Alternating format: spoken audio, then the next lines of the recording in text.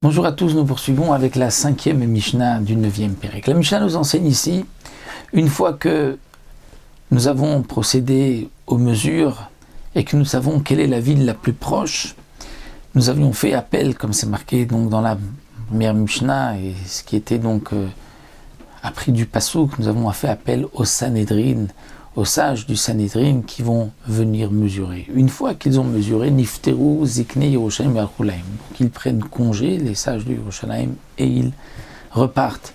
Ils rentrent chez eux, puisqu'ils n'étaient là que pour mesurer. Et à ce moment-là, Zikne Otaïr, les sages donc du Sanhédrin, de la ville qui était la plus proche, Meviim Eglat Bakar, vont apporter une génisse.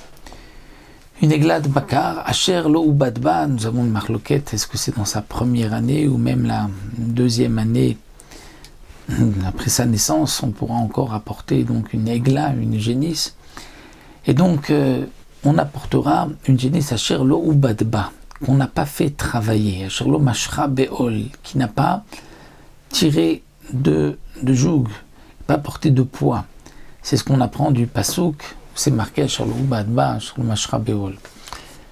Et la Mishnah nous dit Venamum Poselba. Si la bête a un défaut, ce n'est pas grave, ce n'est pas Meakev, même si la bête a un défaut, ce n'est pas un Korban. Et donc, on pourra la prendre quand même. Umuridim Otale Nachal Etan. On prendra cette génisse et on va la descendre au Nachal Etan. Nachal Etan, pour certains, dit le Rambam, c'est effectivement Nachal Etan, un endroit où il y a donc un fleuve, de l'eau, et de l'eau qui coule avec force. Pour d'autres Mefarshim, Nachal Etan, c'est simplement une vallée, un endroit Etan, où le sol est dur. Ve'etan kemashma'o caché, c'est-à-dire il est dur, et d'après donc les Mefarshim qui disent que c'est donc une vallée où la terre est dure. Pour le Rambam, c'est le flux de l'eau, le torrent est particulièrement fort. Et donc c'est là-bas que l'on va briser la nuque, et la Mishnah nous dit Afalpi sheno etan kasher, même s'il n'y a pas cette condition de etan, c'est quand même kasher, parce que ce n'est qu'une mitzvah, c'est pas l'ikuva. Veorfin ota, et on va lui briser la nuque.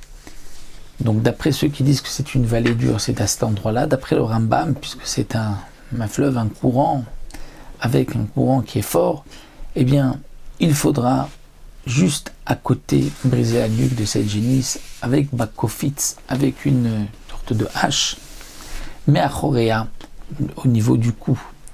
Et donc on va lui briser la trachée, artère, l'œsophage, et d'après certains, même complètement la décapiter. Et à cet endroit, là où on a brisé la nuque, on ne pourra plus semer ou travailler la terre. Mais, on pourra à cet endroit-là peigner du lin ou arranger des pierres, ça sera permis. Ce qui est interdit, c'est le travail de la terre. Donc c'est le travail de la terre, de semer, de labourer, ça c'est interdit. Mais sur la terre, c'est permis. On pourra donc travailler malgré tout sur cette terre. Bon, nous avons terminé pour cette 5e Mishnah et on continuera B'ezrat Hashem procédure dans la Mishnah suivante.